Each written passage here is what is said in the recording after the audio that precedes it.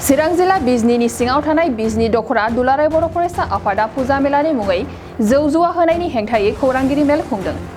गाबोननिफ्राय महालया फुजा, थिग बिदिनो गोबां दाब दाब जायगायाव फुजा मेला खुंफुंनो साखाफारा जानायखौ नुनो मोननाय जादों। फुजा मेलाफोराव समाज बेरेखा फुजा मेलानि मुङै गोबां जौ जुवा, सोरखि खेला होनायखौ नुनो मोननाय जायो। थारैनो बियो समाजनि थाखाय साननो गोनां। जेराव रां रुफाखौ बेसेन गैयै बायदि एबा दै बोहैनाय बायदि रां रुफा गारनायखौ नुनो मोननाय जायो। लोगोसे फरायफुनाय गोबां फरायसा लाइमोनफोराबो बेयाव बाहागो लानानै गावनि फरायनायनि फारसे गोसो होफिननो हायै थासारि सोमजियो। बेफोरनि गासै बिथिंखौ नायनानै बिजनी दख'रा दुलाराय बर' फरायसा आफादा खौरांगिरि मेल खुंना बैफोर आयेन बेरेखा हाबाफोरनिफ्राय जानगाराव थानो खावलायदों। बिजनी दख'रा दुलाराय बर' फरायसा आफादा फैबाय थानाय फुजा आरो मेलाखौ लानानै दिनै बड'सा हाउसाव मोनसे प्रेस मिट हांख्रायनाय जादों। बे प्रेस मिटआव बाहागो लाफैनायनि थाखाय गासैबो जोंनि बर' खौरां चेनेलनि रिपर्टार नोंथांमोननिसिम गाहाम हामलायनाय बावग्रोबाय। जोङो फैबाय थानाय जि फुजा, जोङो दुलाराय बर' फरायसा आफादा फुजानि बिरोधि नङा, धोरोमनि बिरोधि नङा। जोङो फुजाखौ होनो हागोन, नाथाय फुजानि मुङै मेला खुंनानै बायदिसिना थासारि जानाय समाज बेरेखा हाबा, सोरखि खेला, जौ जुवा बैफोरबायदिखौ जोङो टटेलि बन्द खालामनो थाखाय जोङो खावलायदों साफ्रोमबो रायजो राजा, फुजा कमिटि आरो खुंथायखौ। आरो दा जोङो बिजनी दख'रा एबसुआ बिजनीयाव थानाय गासै माहारि आफाद, बर' थुनलाइ आफाद, ट्राइबेल थंग, बिजनी दख'रा आइजो अनसाय आफाद, बिजनी जिल्ला बर' समाज, जों गासैखौबो लाफानानै मोनसे मेम'रेन्डाम होदों एसडिअनोबो, एसडिपिनोबो। बेवहाय जायखिजाया थासारि आरो समाज बेरेखा हाबाफोरा जाहाथे बै फुजासालियाव जाया बेखौ जोङो खावलायदों। आरो बेवहाय फुजानि मुङै जोङो बांद्राय मेला खुंनायखौ जोङो नुबोबाय थादों। नाथाय बेवहाय फुजानि मुङै जुदि जों मेला खुङोबा गोबां जोंनाव बेवहाय बायदिसिना थासारि सोमजियो। जेरै जोंनाव गोहोम गोग्लैयो सोलोंथाइ फारसे, गोहोम गोग्लैयो रांखान्थि फारसे, आरो बेवहाय गोहोम खोख्लैयो जोंनि समाजारि फारसे। दिनै सोलोंथाइखौ नायोबा चिरां जिल्लाया बयनिख्रुइबो गाहायाव देग्लायनि 2022 मायथाइनि मेट्रिक आनजादाव 33 जिल्लानि गेजेराव 33 मासियावसो चिरां जिल्लाया। आरो बेवहाय चिरां जिल्लानि सिङाव जोंबो दङ, बिजनी दख'रा एबसुआबो आरो बिजनी महकुमायाबो।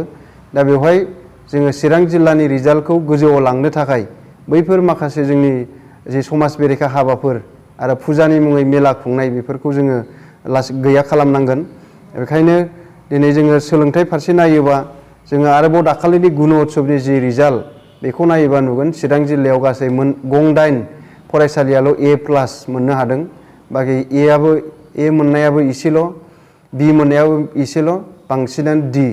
गोबां गोजौ फरायसालिफ्रा D ग्रेड मोनदों। नाथाय बेफोरखौ जोङो नोजोर होनानै एबसुआ दुलाराय बर' फरायसा आफादा फुजानि मुङाव जि मेला खुंनाय बैफोरनि फारसे जोङो सांग्रां जानो थाखाय साफ्रोमबो रायजो राजा आरो फुजा कमिटिनि दैदेनगिरि बिथांमोनखौ खावलायदों। दिनैहाय जोंनि फरायसाफ्रा, मेट्रिक होनो गोनां फरायसाफ्रा, गासै हाइ स्कुलनि, गोजौ फरायसालिनि, गेजेर फरायसालिनि फरायसाफ्रा मेलासालियाव बेरायहैयो।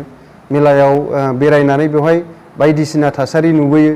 बेवहाय जुदि सोरखि खेला जाबाय थायोब्ला जोंनि फरायसाफ्राबो बेवहाय गेलेगोन, जोंनि फरायसाफ्रानो बेयाव सोरखि खेला होग्रा जागोन। दा बेनिखायनो बैफोरखौ जोङो बन्द खालामनांगौ।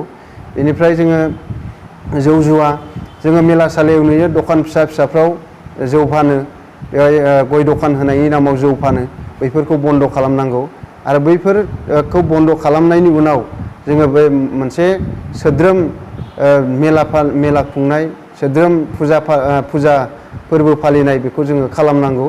नङाबा जोंनि इयुन जोलैफ्रा लामा आन्दायगोन, आख' फाख' जागोन, बबे मोनसेया सैथो बेखौ लामा आन्दायनो गोनां जागोन। दा बेनिखायनो जाहाथे जोंनि मोनफ्रोमबो फुजा खुंफुं आफादा आरो रायजो राजाफोरा सांग्रां जानांगोन, जाहाथे बैफोरबायदि समाज बेरेखा हाबाखौ खालामा। जोङो नोंथांमोननि चेनेलनि गेजेरजों बेखौनो खावलायदों। दिनैहाय जोंनाव जुदि मेलासेयानो सोलिबाय थायोब्ला, दिनै सानब्रै सानबा जुदि मेला सोलिबाय थायोब्ला, बै मेलाफ्राव जोंनि फरायसाफ्रानो बेरायहैबाय थागोन। बेवहाय स्कुलजों सोमोन्दो गैया, बिजाबजों सोमोन्दो गैया, बायदि थासारि जायो मेलाया जुदि सोलिबाय थायोब्ला। दिनैहाय बेवहायनो बायदिसिना थासारि जायो। आरो दिनैहाय थांनाय लकडाउननि उनाव गोबां फरायसाफ्रा मबाइल लाबाय आरो देग्लाय जुदि मेलाया जुदि मोनफ्रोमबो मेलाया गाजा गोमजायै जायोब्ला बेवहाय गोबां फरायसाफोरनि गेदारिं जागोन, गोबां बायदिसिना थासारि जोङो नुनो हागोन। दा बेखायनो जोङो बेफोरखौ गैया खालामनो थाखाय जाहाथे जोङो मेलाखौ जोङो फोजोबनो नाजायो, आङो बेनि गेजेरजों खावलायबाय। दिनैहाय दिनैनि बे जुगजों जोंनि फरायसाफोरखौ लांफानांगौ। डिजिटेल जुगनो, मेरिट जुगनो, मेरिट नङाबा साख्रि मोननो नागिरला दिनैनि थारिखआव। मोजां पार्सेन्टेज मोननाय जानांगोन मेट्रिक आनजादाव, मोजां नम्बर मोननाय जागोन HS आनजादाव, होनब्लासो जोंनि गथ'फ्रा दिनै मेरिट जुगजों थांनानै गावनि थांना थानायनि राहा, साख्रिनि मोननायनि लामाखौ रोखा खालामनानै लानो हागोन।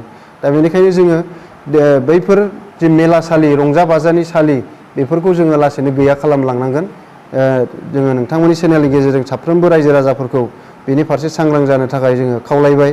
आङो मेला खुंनायजों जोंहा आरोबाव मोनसे खहा जाबावो, न'खरनि रांखान्थि फारसे जोंहा खहा जायो, गोबां गोहोम खोख्लैयो। दिनै बर'नि गेजेराव गोबां गोरिब न'खरफोर दङ। गामि ओनसोलाव जायफोर मेला जायो बैहाय जोंनि गोरिब गथ'फ्रानो मेलायाव थाङो। दिनै न'खराव साथाम साब्रै गथ' थायो, बिसोरनो फैसा हरजोबनांगौबा न'आव ओंखाम जानो गैया, माइरं सेरसे बायनो फैसा गैया। दा बेवहाय मेलायाव थांनानै बिसोरो बायदिसिना थासारि खालामहैयो। दिनै बेवहाय जुदि जोंनि दिथागिरिफ्रा सानफ्रोमबो मेला जानो फैसा हरनांगौ जायोबा बेवहाय न'खराव रांखान्थि फारसे नोरजिया जागोन। आरो जोंनि ओनसोलाव बेबायदि मोनफ्रोमबो मेलायानो जायोब्ला जोंनि न'खरफ्रा रांखान्थि फारसे गोग्लैसोगोन, दिनै जोंनि फरायनाय फारसे गोग्लैसोगोन। दा बेनिखायनो जोंनि साफ्रोमबो फुजा कमिटिनि मेला कमिटि नोंथांमोनखौ खावलायबाय जाहाथे जोङो बैफोर थासारिनिफ्राय जों उदां खालामनो हायो। दिनै समाजारि फारसे जोङो नायनो हायो। बेवहाय मेलायाव थांनायजों लोगोसे गोबां समाज बेरेखा हाबाफोर जायो, जोङो सिगांनि समफोराव मोनबोदों। जाहाथे बैफोर जानो हाया, बेनिखायनो जोङो दिनै नोंथांमोननि चेनेलनि गेजेरजों साफ्रोमबो बर' रायजो राजा नोंथांमोनखौ खावलायदों। दिनै गामि सिङाव, गामि ओनसोलफ्राव जि मेला खुंनाय बेफोरखौ जोङो लासैनो जोङो बेफोरखौ फोजोबलांनो थाखाय जों नाजानांसिगोन। नङाबा दिनैनि जुगजों जोंनि फरायसाफोरखौ लांनांगौआ जोबोद गोब्राब जागोन। दा बेनिखायनो जोङो जाहाथे जोंनि इयुन जोलैफोरखौ राइट डाइरेक्सन जों लांनो हायो आरो दिनैहाय जोङो जोंनि न'खरखौ रांखान्थि फारसे गोमथा खालामनो हायो। बेनिखायनो जोङो बैफोरनिफ्राय जोंनि गथ'फोरखौ जोङो बोखानानै लाबोनांगोन। दिनैनि इयुन जोलैफ्रा बायदिसिना रंजा बाजाजों थानो मोजां मोनग्रा जाबाय। दिनै खालि रंजानायनि थावनि नांगौ जोंनि इयुन जोलैफोरनो। बेखायनो दिनै जुदि गासैबो फुजानि नामाव जुदि मेला खुङोब्ला दिनै जोंनि इयुन जोलैफ्रा बेजोंनो गफबनानै थागोन, फुजा मेलाजों गफबनानै थागोन। जोंनि दिनैनि जुगजों लेखा फरायनानै गुन गोनां सोलोंथाइ लानानै दिनै गावनि केरियार दानांगौआ बिसोरो बावगारलांजोबनाय फारसे थांगोन। दा बेनिखायनो जोङो नोंथांमोननि चेनेलनि गेजेरजों खावलायबाय, गासैबो मेला खुंफुं आफाद आरो गासै रायजो राजा नोंथांमोना बेनि फारसे सानगोन आरो सांग्रां जागोन, आङो नोंथांमोनखौ खावलायबाय। आरो बेजों लोगोसे खावलायनो सानदों साफ्रोमबो बर' गामिनि रायजो राजा नोंथांमोनखौ। दिनै 9-10नि हाफ इयारलि आनजाद सोलिगासिनो दङ। एमइ स्कुल, एलपि स्कुलनि सेकेन्ड इउनिट इभालुएसन सोलिगासिनो दङ। बै समाव जाहाथे फुजानि मुङाव, मेलानि मुङाव जाहाथे गामि गामि सिनेमा देखायनायफोरखौ जोङो बांद्राय खालामनाङा। जोङो नुदों दाख्लै दाथ' मेलायानो जाथ'वाखै, दुर्गा फुजानिफ्रायसो आरम्भ जागोन, फुजा मेलाया जाथ'वाखै। थेवब्लाबो जोंनि बर' गामिफ्राव ओरै फारसेथिं फरिखा सोलिगासिनो दं, आनजाद सोलिगासिनो दङ, फारसेथिं गामि गामि सिनेमा देखायनाय, पर्दा देखायनाय बेफोर जागासिनो दङ। दा बेखायनो नोंथांमोननि चेनेलनि गेजेरजों जोङो बेखौबो खावलायनो सानदों मोनफ्रोमबो गामिनि क्लाब आरो रायजो राजा नोंथांमोनखौ जाहाथे बै गामि गामि बांद्राय सिनेमा देखायनायखौ जोङो खालामनाङा, जाहाथे जोंनि इयुन जोलैफ्रा बेजों माने धंस' जानो गोनां जाया। दिनै नंगौ बर' हारिमुखौ फोथांनांगौ, नाथाय हारिमुखौ फोथांनायनिबो जायगा दङ। आजिखालि गोबां मिनि सिनेमा हलफोर जाबाय, बेवहाय जोङो देखायनो हायो। दिनैहाय गामि गामि जुदि खाथि खाथि गामियावनो जायोब्ला बे सासे मानसियानो, बे सासे फरायसायानो बै गामियावबो नायगोन, बे सासे फरायसायानो बै गामियावबो नायगोन। बेबायदिनो सानफ्रामबो जोंनि फरायसाफ्रा नायनो गारजेनफोरनाव फैसा बिनानै लाङो। जोंनो दिथागिरिफ्रा जोंनो कमप्लेन हरदों, जोंनो खौरां हरदों जे सानफ्रामबो खाथि खाथि गामियाव जायोबा बेयावबो नायो, बेयावबो नायो, सिनेमा नायनो थाङो। होमबा न'खरावबो रांखान्थि फारसेबो गोग्लैसोबाय दा जेरै फरायनायनि समाबो बारग'लांबाय दा बेनिखायनो क्लाबनि दैदेनगिरिफोरखौ खावलायदों जाहाथे बे आनजाद समफोराव आनजाद खाथियाव बेबायदि गामि गामि सिनेमा दिन्थिनायखौ खालामा आरो जोङो बेखौ खालामनांगोन आङो नोंथांमोननि चेनेलनि गेजेरजों खावलायबाय आरो जोंनि दिथागिरि नोंथांमोनखौ जोङो खावलायदों दिनैहाय जुदि जोंनि इयुन जोलैफोरखौ लांनोबा जोंनि इयुन जोलैफोरखौ साफा साफा गुन गोनां सोलोंथाइ होनानै सुबुं सम्पद दानोबा जोङो बैफोरनिफ्राय गान बाजना सिनेमा फुजा मेला बिनिफ्राय जोङो गोजानाव दोननांगोन गावनि गथ'फोरखौ जाफुंसार मानसि खालामहोग्रोनांगोन मेट्रिकआव मोजां पारसेन्ट मोनहोनांगोन दिनै ओइचएसआव मोजां पारसेन्ट मोनहोनांगोन बेनि उनाव गावनि केरियारखौ दानो थाखाय जोंनि फरायसाफोरखौ मोजां सोलोंथाइ लाहोग्रोनांगोन जोंनि दिथागिरिफ्रा गोबां समाव जों मोनबोबाय जोंनि दिथागिरिफ्रा गावनि गथ'फोरखौ खबर लाया खौरां लाया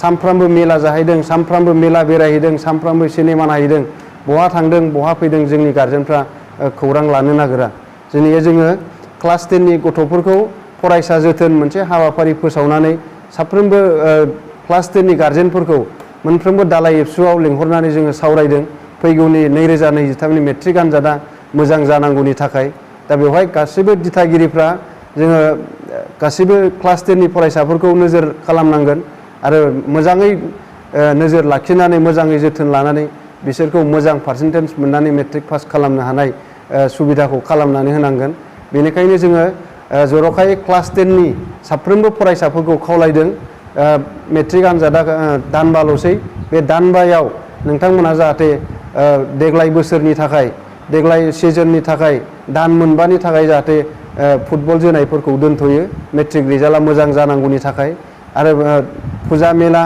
बेबायदि गान बाजनानिफ्राय गोजानाव थायो जोंनि क्लास 10नि फरायसाफ्रा जाहाथे मेट्रिक रिजाल्टआ मोजां जानांगौनि थाखाय आरोबाव बेरायथिंनाय आलासि जादिंनाय बैफोरखौ दोनथ'नानै फैगौ 2023आव मेट्रिक आनजादाव मोजां रिजाल्ट खालामनांगौनि थाखाय जाहाथे साफ्रोमबो क्लास 10नि फरायसाफ्रा दान मोनबा दंबावो बे दान मोनबायाव मोजाङै गोसो होसारनानै फरायो आरो गावनि इयुननि केरियारखौ गोजौ फारसे लांनो थाखाय जानजि खाफ्रायो जोङो बेखौनो नोंथांमोननि चेनेलनि गेजेरजों साफ्रोमबो क्लास 10नि फरायसाफोर आरो दिथागिरि नोंथांमोनखौ खावलायबाय आरो जोङो बेनि गेजेरजों खावलायबावबाय जाहाथे जोंनि ओनसोलाव फुजानि मुङाव मेला जौ जुवा बेफोर थासारिया गैया जालांगोन बन्द खालामगोन जोङो बेखौ नोंथांमोननि चेनेलनि गेजेरजों खावलायबाय गोजोन्थों শ্ৰদ্ধাৰ কোকৰাঝাৰবাসী জনগণ ইয়াৰ দ্বাৰা কোকৰাঝাৰ পৌৰসভাৰ অন্তৰ্গত অঞ্চলত বসবাস কৰা জনগণলৈ এটা জৰুৰী ঘোষণা আগবঢ়োৱা হৈছে